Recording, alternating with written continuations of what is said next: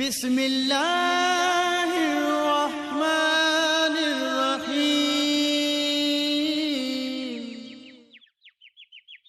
Bismillah wa bihamdih. Assalamualaikum warahmatullahi wabarakatuh.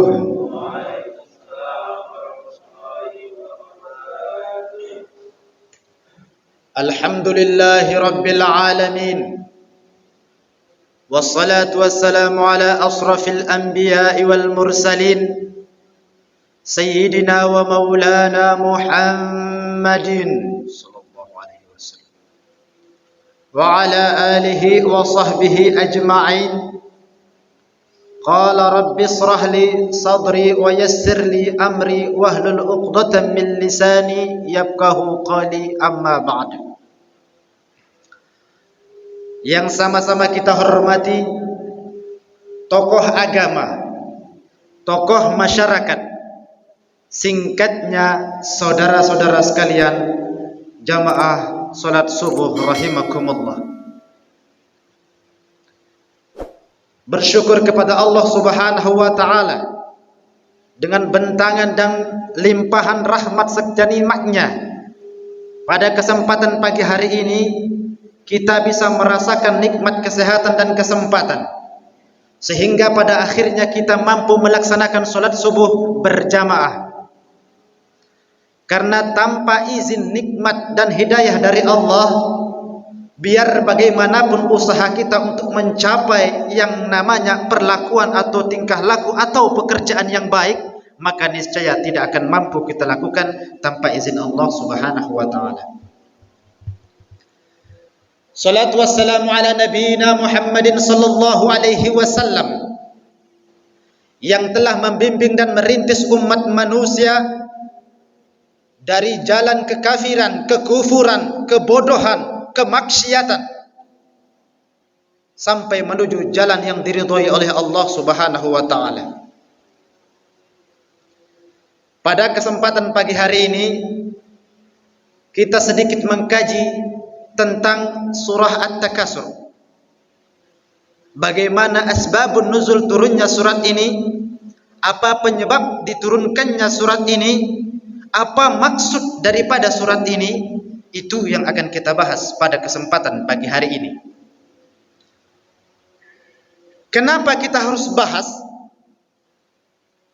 Karena teriring bergulirnya waktu, perkembangan masa dalam era globalisasi zaman sekarang ini, banyak kita daripada anggota masyarakat secara khusus, tidak sedikit dari kita daripada manusia ciptaan Allah secara umum, yang sangat melalaikan sesuatu yang kita anggap sepele, namun ancaman sangat berat oleh Allah Subhanahu wa taala.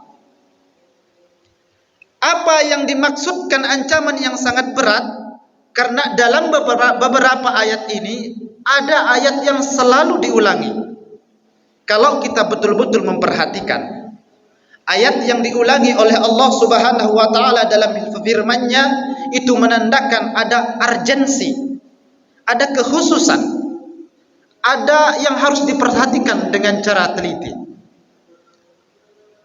Sama seperti yang dilakukan oleh umat baginda Nabi Muhammad sallallahu alaihi wasallam sebelum kita. Pada waktu itu zaman kafir Quraisy, ada seorang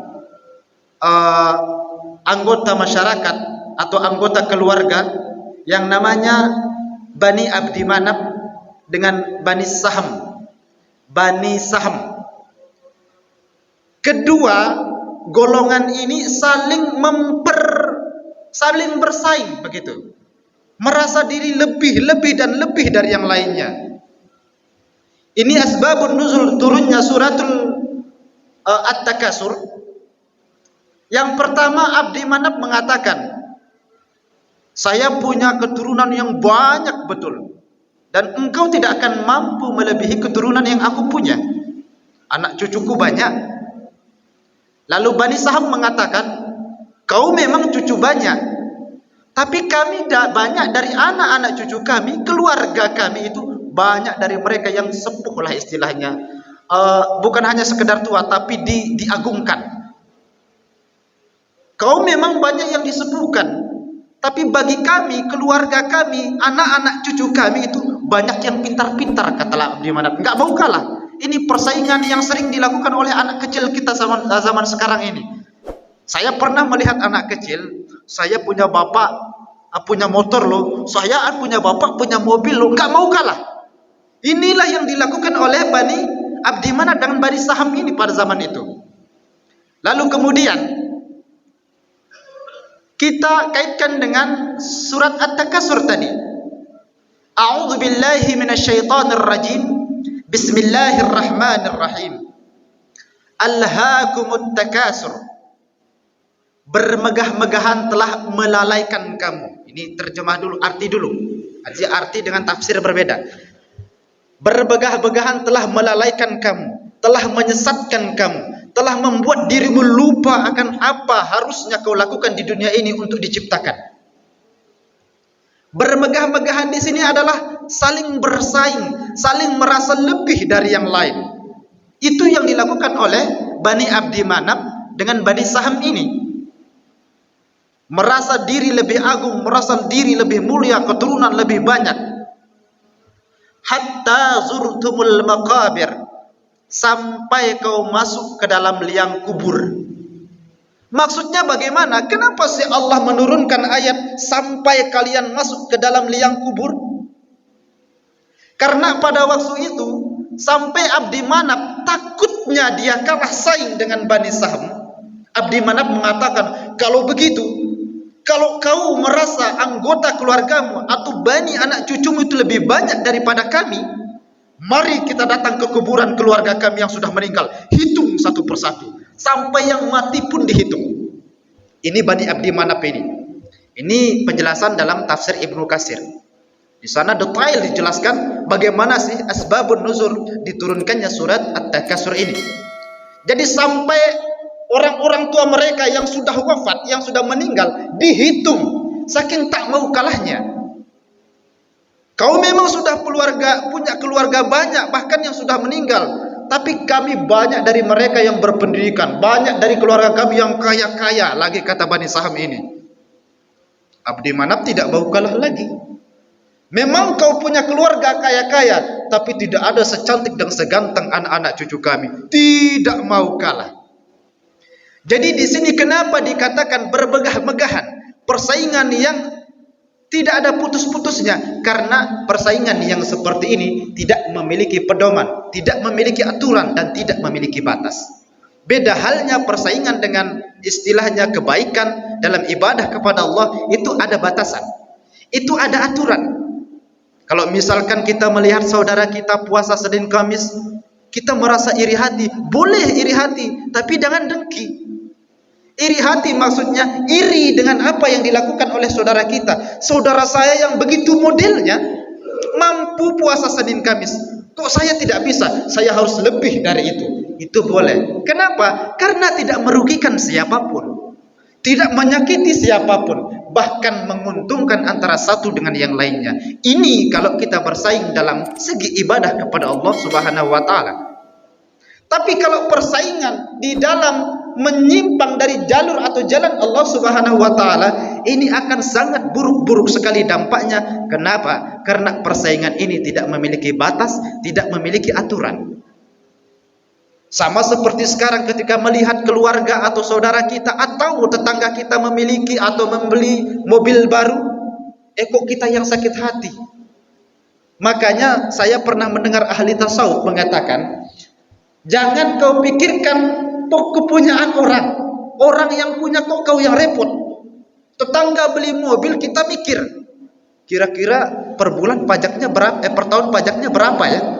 Kalau kredit setoran berapa ya? Itu harga berapa ya? 100 sekian juta. Itu kalau pakai beli ini, kok kita yang mikir? Itu tetangga punya mobil, kita yang capek mikir. Ini gara-gara orang yang tidak ada kerjaan lah istilahnya. Tak tahu mana yang harus difikirkan, mana yang harus dikerjakan. Orang punya hutang, dia yang repot, cerita ke sana kemari. Ngapain repot?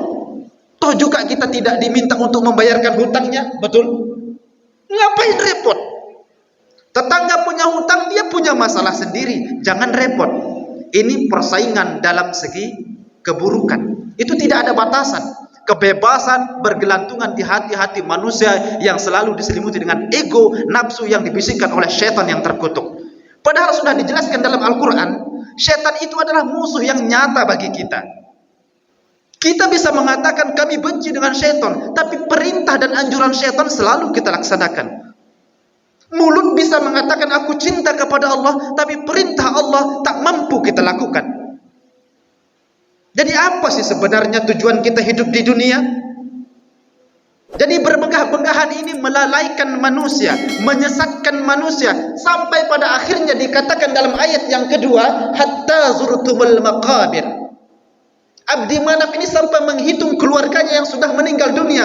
Kenapa? Saking tak mau kalahnya bersaing dengan Bani Saham ini. Namun pada akhirnya, singkat sejarah yang telah dijelaskan di dalam tafsir yang satu berbeda, tafsir yang satu berbeda. Misal tafsir Zalalain menjelaskan berbeda, tafsir Ibnu Katsir menjelaskan berbeda, tafsir Al-Sawi menjelaskan berbeda. Jadi penjelasan daripada tafsir ini berbeda, akan tetapi intinya sama. Yang berbeda hanya perumpamaan. Kalau dalam ilmu bahasa Indonesia ada namanya deskripsi, penegasan kembali, lalu dievaluasi. Nah, evaluasinya ini sama. Jadi sekian banyak tafsir itu evaluasinya sama, meskipun deskripsinya berbeda. Apa itu deskripsi? Gambaran. Masing-masing ulama pandai menggambarkan tentang contoh yang dimaksudkan di dalam Al-Quran, tapi evaluasinya sama. Apakah ada salah satu tafsir yang salah? Semua benar. Semua benar. Tergantung bagaimana kita menyikapi daripada maksud para ulama kita terdahulu. Makanya dikatakan di dalam sebuah hadis, al-ulama warasatul anbiya, ulama pewaris para nabi. Apa yang diwariskan? Al-ilm, ilmu pengetahuan. Karena Rasulullah tidak meninggalkan sepetak tanah pun yang dibagikan. Kalaupun dibagikan, apa iya ulama kita yang tidak ada jalur darahnya mendapatkan? Tapi ini yang tidak ada jalur darah pun bisa menjadi ahli waris daripada baginda Nabi. Kenapa? Karena ilmunya bersambung sampai kepada Nabi Muhammad SAW. Ini jangan sampai kita terlena dengan kemegahan yang ada sehingga akhirnya kita bersaing, ingin melebihi saudara kita, ingin bermegah-megahan di atas dunia, namun kita tidak pernah mengingat apa dampak yang selanjutnya kita akan hadapi ketika kita mati nanti. Apa dampaknya? Akan dijelaskan dalam ayat ketiga, keempat, kelima, keenam, ketujuh sampai ke-8. Namun kenapa diturunkannya ayat 1 dan 2 ini? Karena peristiwa tadi. Abdi Manaf tak mau kalah dengan Bani Sahm hingga akhirnya hatta zurtumul maqabir. Lalu kemudian apa kata Allah di dalam Al-Quran dalam lanjutan ayat ini? Kalla sawfa ta'lamun. Janganlah begitu, kata Allah. Jangan begitu. Kalla sawfa ta'lamun. Niscaya kau akan tahu nanti. Apa yang kita tahu ditegaskan kembali dalam ayat keempat. Tsumma kalla sawfa ta'lamun. Jangan begitu, jangan sekali-kali kau begitu, ditegaskan oleh Allah. Kenapa? Karena di bawah ini ada ancaman. Setiap ada ancaman di setelah ayat itu pasti ada penegasan kembali daripada ayat yang telah disampaikan oleh Allah Subhanahu wa taala. Sama seperti fa inna ma'al usri yusra, inna ma'al usri yusra. Ini diulang. Di sana ada urgensi. Al-qari'ah mal qari'ah. Wa ma adraka mal qari'ah. Urgensi. Ada sesuatu yang harus kita teliti. Ada sesuatu yang harus kita pahami dari ayat-ayat yang disampaikan oleh Allah Subhanahu wa taala. Ketika ayat itu diulang, ada sesuatu ancaman yang sangat berat kita hadapi ketika kita mati nanti ataupun kita hidup di atas dunia ini. Ada penelitian yang khusus yang harus kita kaji di sana. Kalla sawfa ta'lamun, jangan begitu kata Allah. Tsumma kalla sawfa ta'lamun. Jangan sekali-kali kau begitu. Sampai diulang 2 kali oleh Allah Subhanahu wa taala. Kenapa? apa yang harus atau yang akan kita ketahui akibat daripada perbuatan yang bermegah-megahan itu. Kalla saufa ta'lamun, summa kalla saufa ta'lamun. Kita akan mengetahui nanti pada hari itu. Kapan hari itu? Pada hari kita dibangkitkan. Pada hari kita akan dipertemukan dengan Sang Pencipta apabila baik perbuatan kita. Pada hari di mana kita akan dihisab amal ibadahnya apabila buruk perbuatan kita masuk ke dalam neraka jahim. Baik kerjaan kita masuk ke dalam surga Allah Subhanahu wa taala insyaallah. Semoga kita termasuk golongan-golongan orang yang diridhoi oleh Allah, dakhalal jannah bighairi hisab. Amin ya rabbal alamin. Kita ulas kembali apa yang akan kita ketahui akibat daripada perbuatan yang bermegah-megahan di atas dunia itu. Kalla law ta'lamuna ilmal yaqin, maka nanti kau akan mengetahuinya dengan pengetahuan yang yakin, yang benar-benar, yang sungguh-sungguh. Kalau misalkan di dunia ini kita hanya mendengar kata neraka, kalau misalkan di atas dunia ini kita pernah mendengar cerita tentang surga, kalau nanti pada saat harinya tiba tak ada cerita lagi, kita menyaksikan secara langsung bagaimana bara api itu, bagaimana nikmatnya surga itu, bagaimana kemuliaan dan kebesaran daripada Sang Pencipta. Kita akan menyaksikan langsung. Kalla law ta'lamuna ilmal yakin, kita akan mengetahuinya dengan pengetahuan yang sangat yakin. Kenapa kita bisa yakin? Karena sifat kita manusia, kalau tak dilihat tak yakin. Kalau pepatah Sasak mengatakan, pepatah Lombok dari daerah saya, kelisak lek bawon batu lamun dik kegitak dik kusadu. Artinya bagaimana? Kalau saya enggak lihat sesuatu itu, enggak akan percaya sama sekali. Harus saya lihat dulu, baru saya percaya. Ini kadang-kadang kita modelnya begitu. Neraka mah cuma neraka, itu dongeng saja. Surga mah tinggal surga, itu hanya untuk membahagiakan kita juga. Tidak benar adanya, tak pernah ada pun satu orang yang melihat. Kita bisa mengatakan itu pada saat kita masih segar. Kita bisa berkata seperti itu pada saat kita masih berada di atas dunia. Tapi kalau nanti kita berada pada hari penghisapan, kapan hari kiamat tiba, maka kita akan melihat secara langsung bagaimana bara api yang menyala-nyala, bagaimana tulang-tulang batu-batu itu membakar kita. Jadi bara api neraka itu tidak bisa dibayangkan dengan api di dunia ini. Berapa kali panasnya api di dunia ini dengan panasnya api neraka, dalam sebuah riwayat dijelaskan 1000 kali panas api dunia ini, lebih 1000 kali panas api neraka, lebih daripada api yang di dunia ini. Dalam satu riwayat, ada dalam satu riwayat lagi 70.000 kali panasnya api di dunia ini, segitulah panasnya api neraka. Agak bisa dibayangkan. Tapi kita bisa mengatakan sekarang itu mah cerita saja, itu mah hadis Rasul saja, itu mah Al-Quran saja yang bilang. Buktinya mana? Bisa kita berkata begitu, tapi hari nanti tiba tak ada kata-kata yang begitu. Tak ada yang bisa mengungkapkan dengan bahasa semau gue. Tidak ada. Karena apa? Kalla law ta'lamuna ilmal yaqin. Maka sesungguhnya kita akan mengetahui dengan pengetahuan yang sangat yakin. Jadi tidak ada keraguan tentang janji Allah, tentang ancaman Allah bagi mereka yang betul-betul beriman kepada Allah. Jadi kalau kita menganggap diri kita orang-orang yang beriman, maka dengarkan, maka percayai, maka apa yang disampaikan oleh Al-Quran dengarkan dengan baik.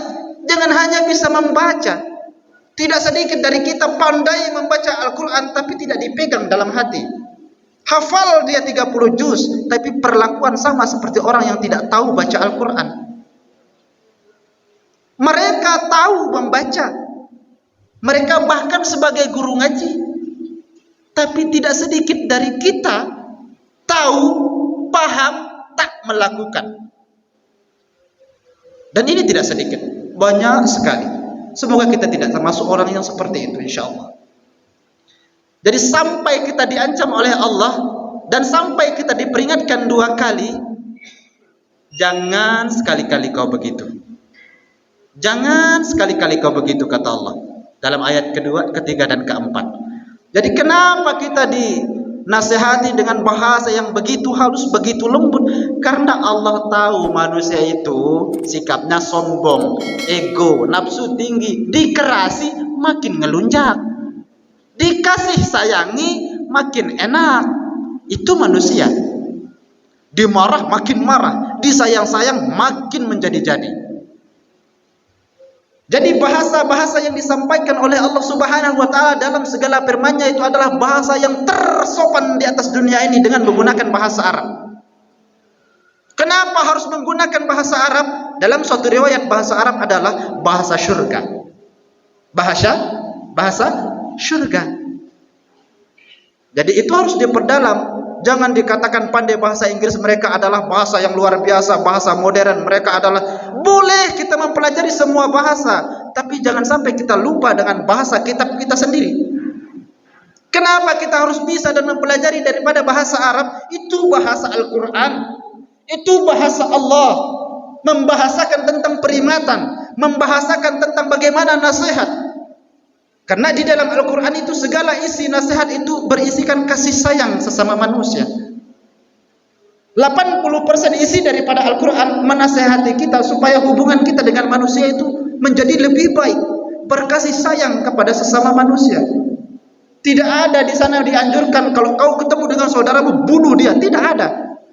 Bahkan hanya memfitnah saja, mengumpat saja, seperti pembahasan kita kemarin, itu ada ancaman yang sangat luar biasa. Dalam surat Al-Humazah kita sudah bahas kemarin, mengumpat, menggunjing, mencela, apalagi menggibah, itu sudah diancam dengan nerakanya Allah. Apalagi sampai menyentuh fisiknya, menampar dia, membunuh, apalagi ada ancaman yang sangat luar biasa yang dijelaskan oleh Allah dalam setiap firman-Nya yang disampaikan kepada baginda Nabi sallallahu alaihi wasallam, lalu diberikan atau dijelaskan kepada kita sebagai umat baginda Nabi Muhammad sallallahu alaihi wasallam. La tarawunnal jahim. Ini lanjutan ayat yang tadi. La tarawunnal jahim. Sungguh nanti kita akan melihat neraka jahim itu. Kita akan melihat dengan mata ini. Thumma latarawunnaha 'ainal yaqin. Ainun, aini artinya mata. Thumma latarawunnaha 'ainal yaqin. Maka sungguh nanti kita akan melihat neraka itu dengan mata kepala sendiri. Mata telanjang bahasa kasarnya. Enggak usah pakai kacamata minus, kacamata plus baru bisa lihat, enggak. Udah bisa nyampe neraka pun dari jauh kejauhan, panasnya udah kerasa. Langsung kita lihat bara api itu. Jadi tidak ada keraguan di sana. Seperti kata pepatah Sasak tadi yang saya sampaikan, kalau nggak lihat nggak percaya, sekarang atau nanti pada hari itu kita akan percaya. Kenapa? Orang nerakanya depan mata. Mau tak mau harus percaya, wajib percaya malah, karena apinya sudah bisa dirasakan panasnya. Kalau mengatakan api neraka hanya sekedar dongeng dan cerita, kalau mengatakan api neraka hanya sekadar ancaman semata, tidak ada buktinya, lalu dari mana datangnya api di dunia ini kalau tak ada api? Tentu ketika ada asap, pasti ada sumbernya. Berarti kalau tak ada neraka seperti yang difirmankan oleh Allah, dari mana datangnya api yang ada di dunia ini? Pasti ada sumbernya. Itu telah dijelaskan dalam kisah Nabi Adam alaihissalam ketika dilempar dari surga, dipisah dengan Siti Hawa, maka untuk menyambung kehidupan daripada Nabi Adam di atas dunia, dibasuhlah api neraka itu dalam 7 sungai. Dibasuh, lalu dalam satu kali basuhan api neraka ini, api neraka hanya sebesar biji zarrah. Kalau bahasa kasarnya sebesar kuman lah, kuman. Mampu lihat kuman? Kalau pakai mikroskop, ya itu bahasanya mikroskop, baru kita lihat kuman. Saking kecilnya api neraka dibawa oleh malaikat, diletakkan di atas gunung sebelum dibasuh, meledak itu gunung. Saking panasnya. Saking panasnya. Bagaimana kalau tidak dibasuh di 7 kali 7 sungai? Udah hangus dunia ini saking panasnya. Itu seketik. Bagaimana dengan yang bara apinya yang menyala-nyala? Wah, nggak bisa saya bayangkan, nggak bisa kita ceritakan.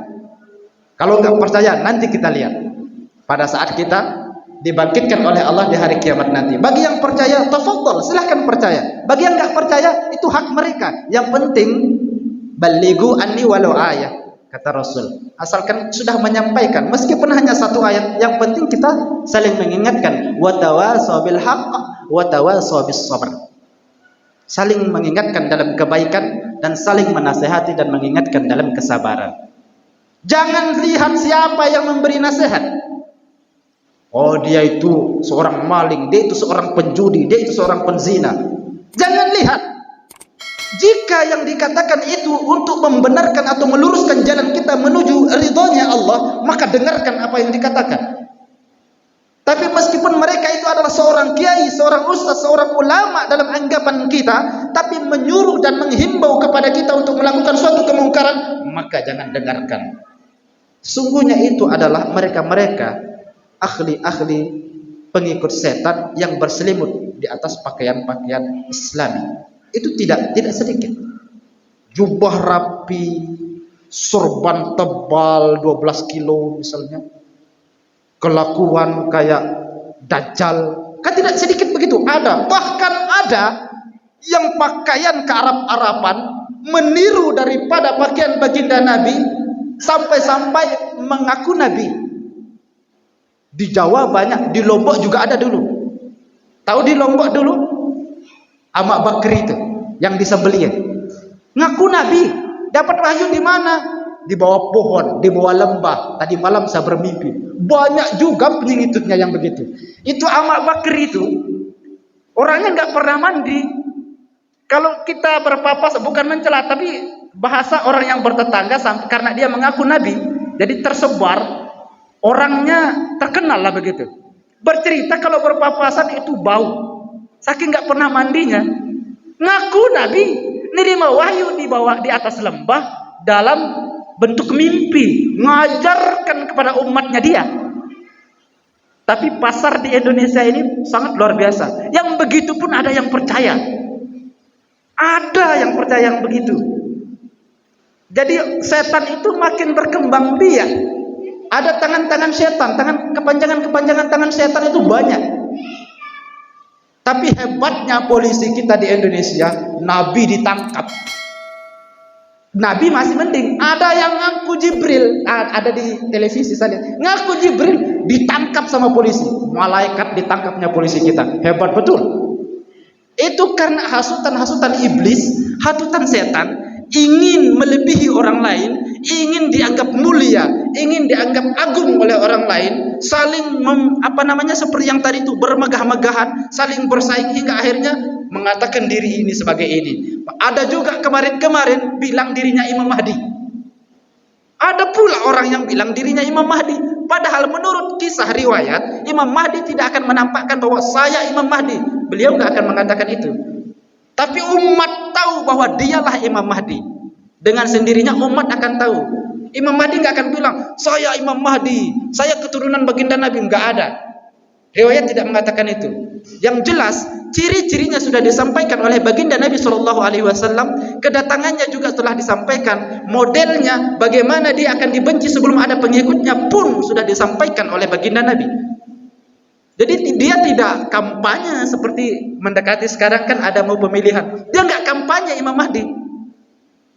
Pilih saya, sayalah ini. Dia nggak akan bilang begitu. Sekarang tiba-tiba ada banyak yang mengaku Imam Mahdi. Ada perempuan juga ngaku Imam Mahdi. Ada perempuan di bagian Jawa itu.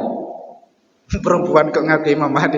Ada Imam Mahdi datang bulan. Kan lucu. Jadi, tapi ada yang percaya.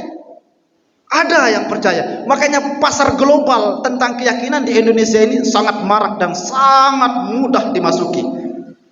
Mudah percaya, mudah dibodoh-bodohi. Itu karena apa? Karena mereka yang jauh dari keimanan dan ketakwaan kepada Allah Subhanahu wa taala. Ayat terakhir, summa latus'alunna yawma 'idzin 'anil na'im. Akibatnya apa nanti? Ujungnya apa? Akhirnya apa? Summa latus'alunna yawma 'idzin 'anil na'im. Semua nikmat yang telah diberikan kepada kita di atas dunia ini, yang bermegah-megahan tadi maksudnya, akan dipertanggungjawabkan, akan ditanya oleh Allah, akan dibahas. Anin na'im. Kalau nikmat itu satu, na'im semua nikmat. Matamu kau pergunakan untuk apa?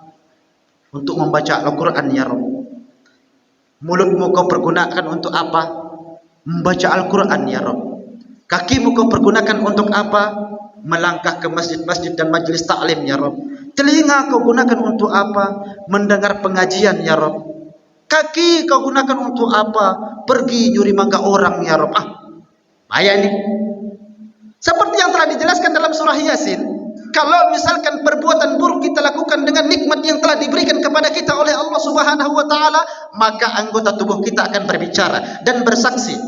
Al-yawma nakhtimu ala afwahihim wa tukallimuna aydihim wa tashhadu arjuluhum bima kanu yaksibun. Semua bisa berbicara, tangan berbicara. Dulu ya Rob, tangan ini dipakai untuk mukul pantat cewek. Ngomong tangan itu nanti. Jadi mulut ini terkunci. Al-yawma nakhtimu ala afwahihim. Mulut terkunci. Yang melakukan itulah yang akan bersaksi. Telinga kau gunakan untuk apa? Ya Rob, saya dulu di atas dunia dipergunakan untuk mendengar sesuatu yang buruk misalnya. Mendengar gibah-gibahan orang. Atau mendengar sesuatu yang pokoknya gak jelas begitu. Telinga bersaksi. Apa iya telinga bisa ngomong? Tak ada kata mustahil kalau Allah yang berkehendak. Kenapa sih telinga, tangan, hidung, mata, rambut, otak, kaki, perut harus bersaksi? Apakah Allah itu tidak maha mengetahui? Bukan. Bukan. Kalau Allah mau nggak perlu ditanya. Karena Allah maha alim, maha mengetahui. Nggak perlu ditanya. Kenapa harus ada malaikat mungkar dan nakir di dalam kubur? Apakah Allah tidak bisa melakukan sendiri? Bukan tak mampu melakukan, tapi mengajarkan kepada umat manusia, mengajarkan kepada hambanya. Inilah proses dalam suatu kepemimpinan. Allah adalah raja di raja, raja daripada semua raja. Raja punya patih, punya jenderal, punya prajurit, punya rakyat. Kita punya presiden, punya menteri, gubernur, bupati, kepala desa, kepala dusun, RW, RT, struktur organisasi. Kalaupun misalkan struktur organisasi dilakukan atau dibuat dalam bentuk kenegaraan atau dalam bentuk lingkup perusahaan, mungkin karena mereka tidak bisa bekerja sendiri, itu makhluk. Allah berbeda. Allah adalah Khaliq yang menciptakan makhluk. Jadi Allah menciptakan malaikat, Allah menciptakan manusia, itu semata-mata untuk mengajarkan kepada kita harga dan arti sebuah proses. Harga dan arti sebuah proses. Sama seperti dikirimkannya, dilemparkannya Nabi Adam di atas dunia dari surga.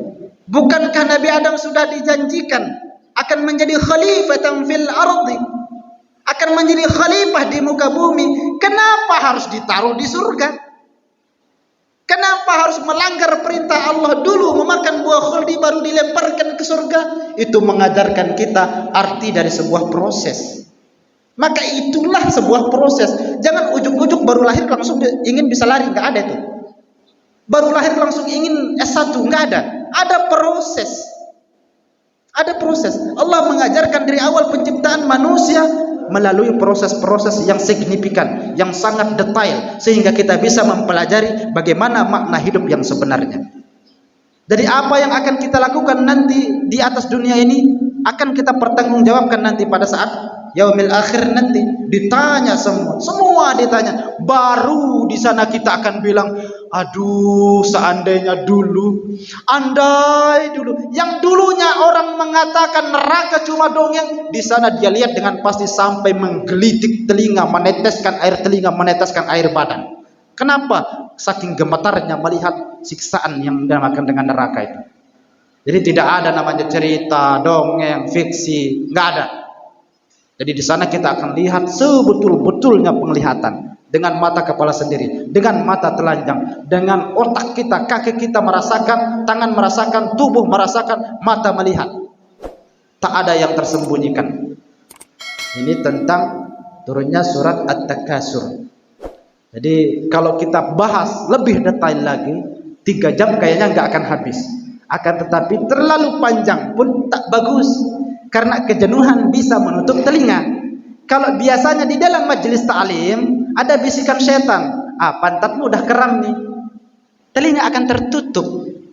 Ini akal-akalannya setan. Kalau pantat udah keram, mohon maaf bahasa begitu agak kasar sedikit, pantat udah keram, kaki udah keram, telinga ditutup, mata udah merem. Itu langkah-langkah setan menghasut kita, mengelabui kita daripada untuk melakukan ibadah kepada Allah atau melakukan ibadah yang diridhoi Allah Subhanahu wa taala. Jadi tak banyak juga nggak bagus, sedikit tapi bermanfaat, sedikit tapi masuk. Jangan masuk telinga kiri, keluar telinga kanan, 3 kali dijelaskan pun tak paham. Kalaupun bilang paham, besoknya lupa. Tidak sedikit itu. Itu saja mungkin yang bisa disampaikan pada kesempatan pagi hari ini. Mungkin ada salah dari ucapan atau terlalu keras, karena biasanya ceramah itu kebawa emosi. Kadang-kadang kalau terlalu semangat, agak keras suaranya. Kalau misalkan agak lemah lembut, kadang-kadang intonasi itu perlu. Coba kalau hadirin semua, ya, surah At-Takasur berbunyi begini, kan nggak enak. Jamaah ngantuk, harus ada keras sedikit. Yang ngantuk-ngantuk agak bangun sedikit gitu. Jadi sengaja dikeraskan, sengaja direndahkan. Ada intonasi di dalam penyampaian begitu. Jadi mohon maaf apabila ada yang terkejutkan atau apabila ada yang tersinggung dengan kata-kata yang telah disampaikan, karena kita adalah manusia biasa, penuh khilaf dan dosa. Tidak dinamakan manusia kalau tidak memiliki salah dan dosa. Terima kasih saudara-saudara sekalian, bapak-bapak sekalian yang sempat hadir dan mendengarkan daripada nasihat kita bersama. Semoga hal ini bermanfaat bagi kita semua. Jazakumullahu khairan katsira. Wallahul muwaffiq wal hadi ila sabilir rasyad. Summa assalamu alaikum warahmatullahi wabarakatuh.